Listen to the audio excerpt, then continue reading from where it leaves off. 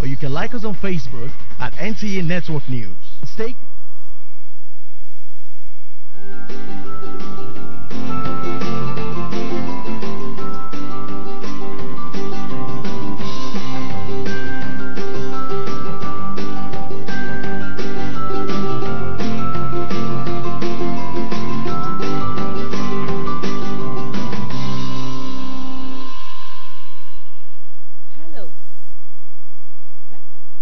could be termed intelligent pupils, smart pupils, or brilliant pupils.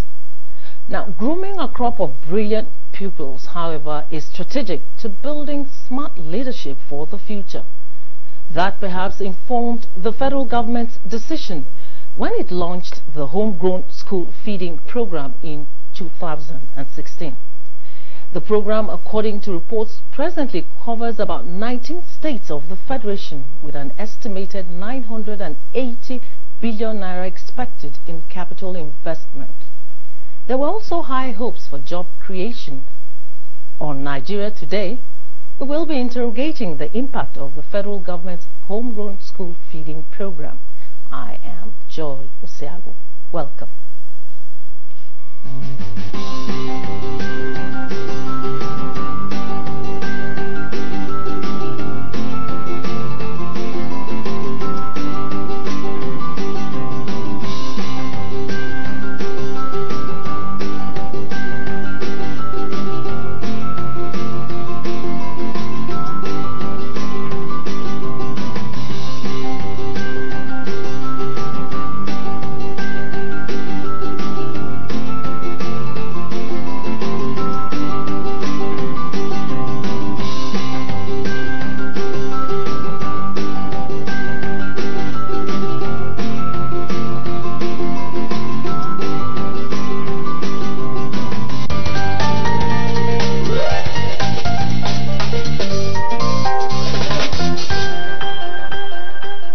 With me in the studio to look at this topic today, to my far left, is the program's manager, National Homegrown School Feeding Program, Mrs. Abimbola Adesoya.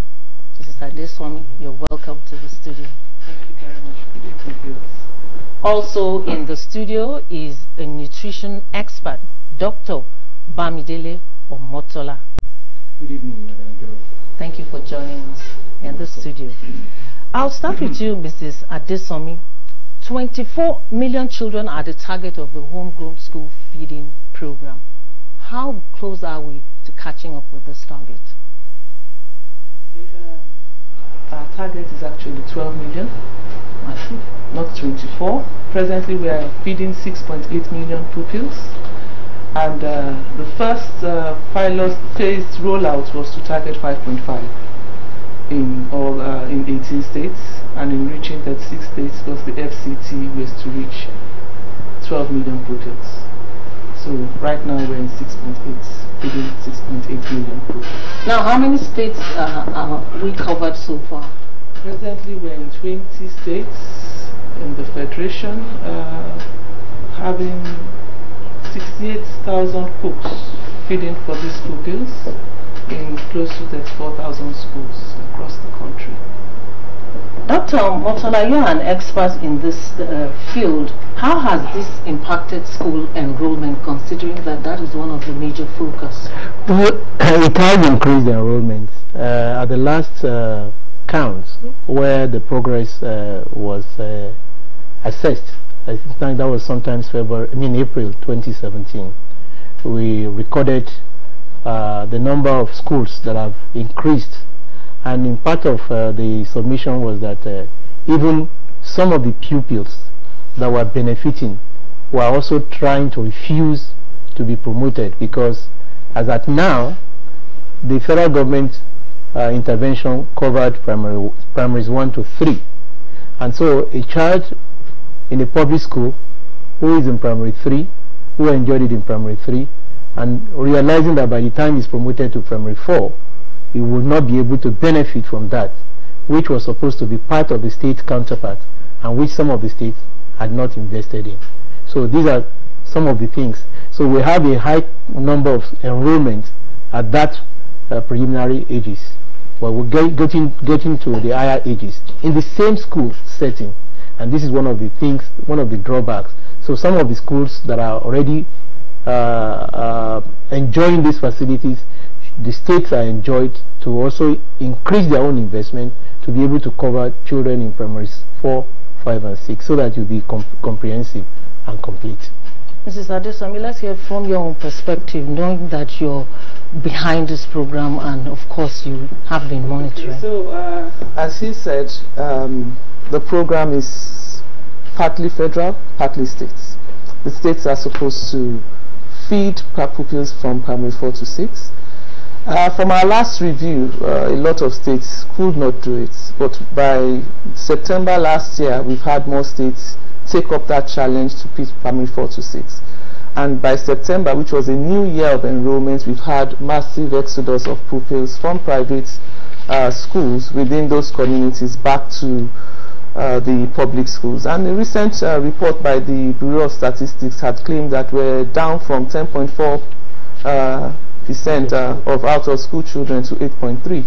And so I think we may not be overall adding to that, but we have included our own quota to reducing the number of out-of-school children. Now, this program involves the federal, state and local government. In terms of evaluation and monitoring, how are you doing in that regard to ensure that people adhere to the rules? So the monitoring and evaluation framework is a robust one, which we discussed widely with a lot of stakeholders. At the state level, the MDAs are part of it. At the local government level, the local government officials are part of it. At the community level also, there are structures in place to monitor these pupils. So at the community, we have the school-based monitoring committee. We have the PTA, the parents of the children who are eating, who step into schools to check what is happening. We have the teachers, the class teacher who receives the cook, who brings in the food, who is also our first point of call. Did the cook bring the food in? Did she serve what she's supposed to serve? So they are all provided with the daily menu. This is what she's supposed to serve. And she has a reporting officer. She reports to the head teacher of the school, who reports to the local government education secretary. And the report gets back to the state to say, oh, we have a problem either with the supplies or with the food itself, before it gets to federal. That is at the state level. But at the federal, we also have an individual or 3 people in the states and then 1 person per ward. We have verification officers on our field who go around and give us reports real time on what is happening. From what you've said so far, what are your findings from the reports in the last 2 years, and are they working in line with the National Strategic Plan? We've had a lot of reports that have not been in alignment to the framework that had been laid down. A lot of issues that had to do with cultural, religious, commitment of governments. A lot of issues have risen up from what we have seen on the field. Non-compliance to a lot of guidelines that had been laid down. But that doesn't deter that the program still strengthens. There's a mechanism that allows a strengthening to revisit those guidelines, to rebuild capacities in these states, to say this is what we expect you to do.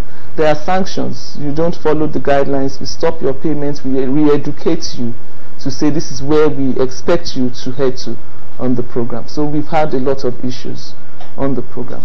And how are you addressing them? Oh, various, it's not a one-size-fits-all.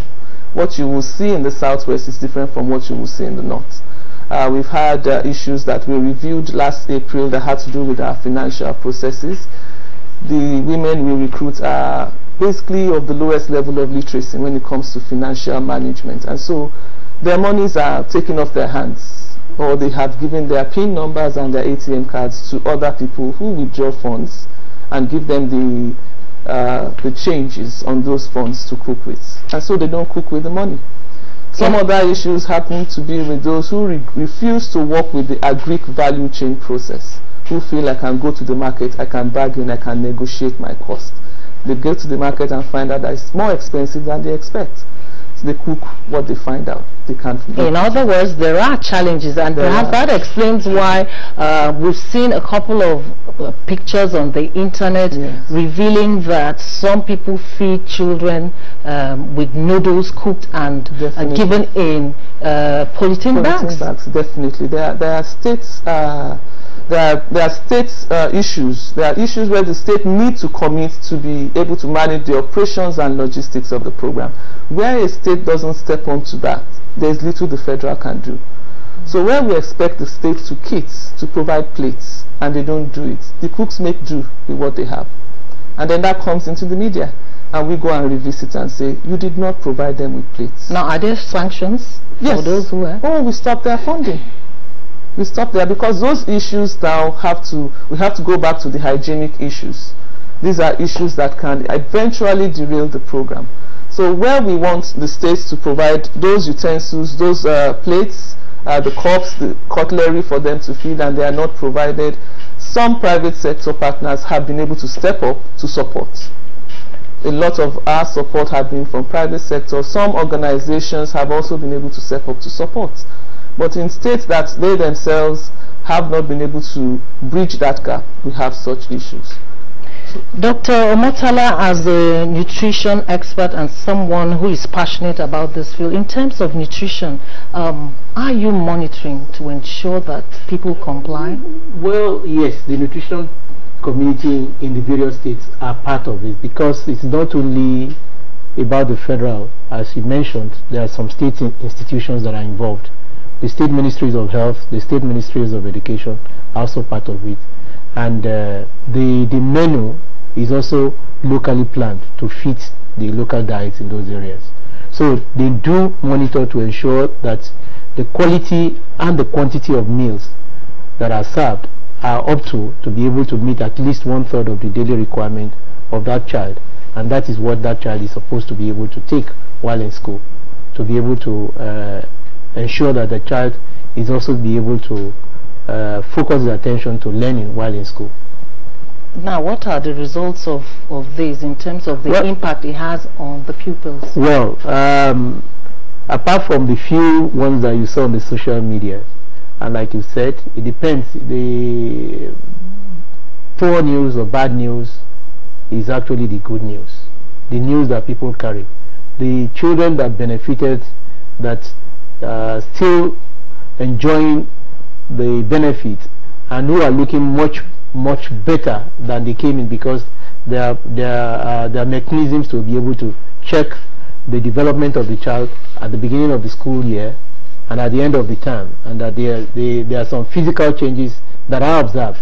Some of them will not go catch the attention of the media, but the ones that are very, very bad are the ones that probably the media will catch. And it's good also to be able to call attention to improvement in those areas. Mrs. Adesami, let me come back to you now. This program is not peculiar to Nigeria or Africa. Are we taking advantage of the partnership we have with people in the United Kingdom to learn from foreign experience? Okay, so school feeding, it's a global issue. But homegrown school feeding is an African Union issue. This is what the governments of Africa had decided to use to improve nutrition and also to improve production. That's agric production of their local crops. And with these two, we have learned about school feeding, but we are also learning about the homegrown nature of school feeding from Africans. And a lot of countries have blazed the trail there. It's not new to Nigeria. This has been implemented before, but we want to now ensure that it is implemented according to the guidelines, according to the principles. We have borrowed from a lot of countries. We have learned from a lot of countries, and the learnings for Nigeria has to be context specific, has to be peculiar to our regions, because it's a diverse country. And that is what we're trying to bring on board, to learn from and to also be able to adopt and adapt to what we have on ground. We also heard that some states have discontinued from the program. Is that true? No, no states. Some states were stopped because of the issues we found out. We have gone back to strengthen what they have, to strengthen their implementation processes, and then we have resumed feeding them. A lot of them that may have stopped may be issues around financial processes. We have a financial guideline that says we want to ensure trackability, transparency, we want to ensure there's no third-party interference, and so we pay the cooks directly. But once we find out that even in paying the cooks directly, people are still going to the accounts of the cooks and taking money, we stop that and find out where the gap is in that state to strengthen that particular process. So a lot of them have come back on board now. All right. The program is Nigeria Today, and we have been looking at the impact of the school feeding program of the federal government. We'll take a break now. The discussion continues shortly.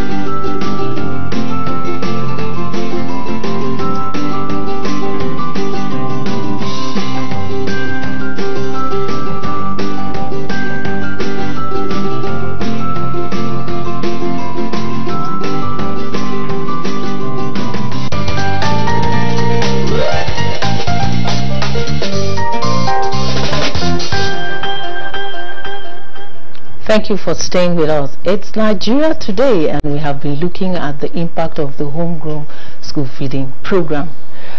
I'll start with you, Mrs. Abimbola. This is Mrs. Adesomi, I beg your pardon. This program also focuses on creation of employment and strengthening of local farmers. How are we doing with that aspect of the program to create employment? Yeah, on the school feeding program we have two types of employment. There are direct jobs, which is the catering, preparing the meals for the children, and then there are indirect jobs that are found across the value chain, from the farmers organizing them to be able to produce the meal, warehousing, distribution, to the supply itself. So for the cooks, we've had 68,000 women directly employed in this 20 states. For the indirect jobs, there are some indirect jobs that the cooks themselves hire 2 to 3 people to help them to prepare the meals. Those we're also tracking presently.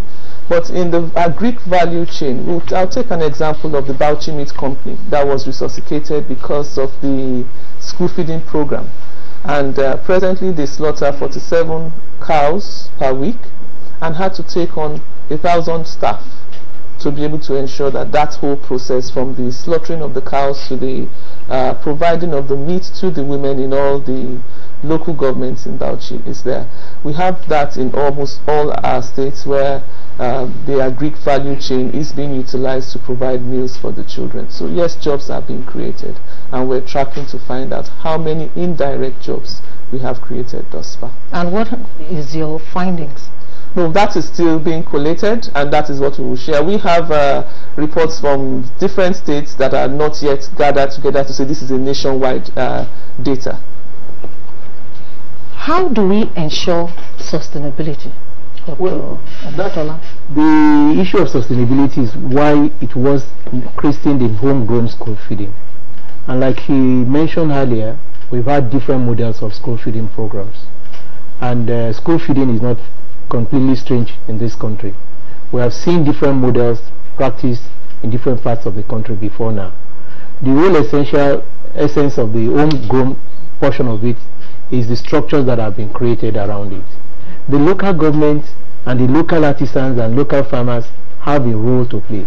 And part of the problems or the challenges which is playing out now is between central procurement and individual local procurement, because schools are located in local communities and not centrally, and if you have to procure centrally then to distribute locally, then the challenge will be the opportunities that will be there for the local farmers or local food producers in those communities.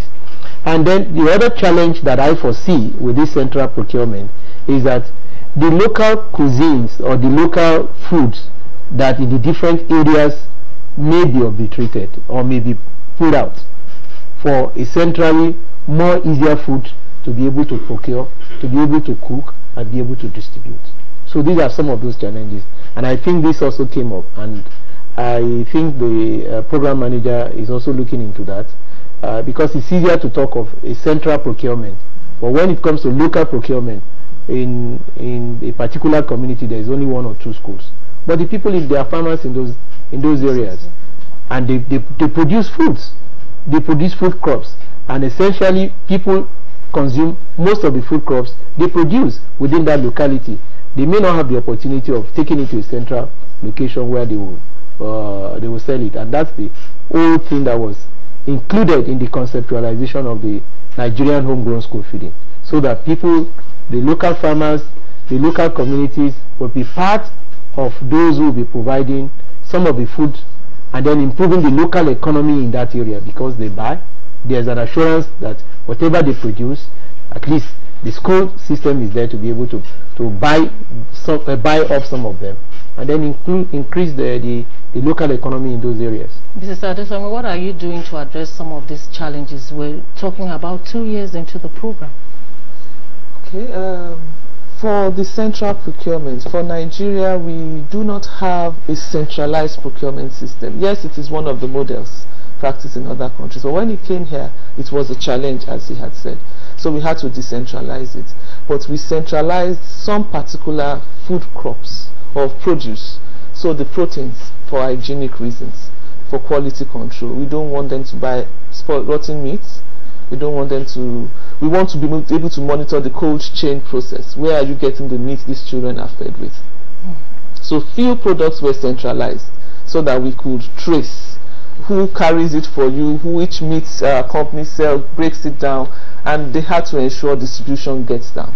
But where it had to do with the grains, the legumes, it has to be decentralized through your community, and the farmers had to be aggregated to cooperatives where they can now speak to the cooks themselves to say, we have this, buy it at farm gates, rather than how we have moved it to the local market, where transportation costs have gone on it, where it has become more expensive, to now buying it directly close to your house because our farms are there. In terms of monitoring, we also have established a Track With Us campaign.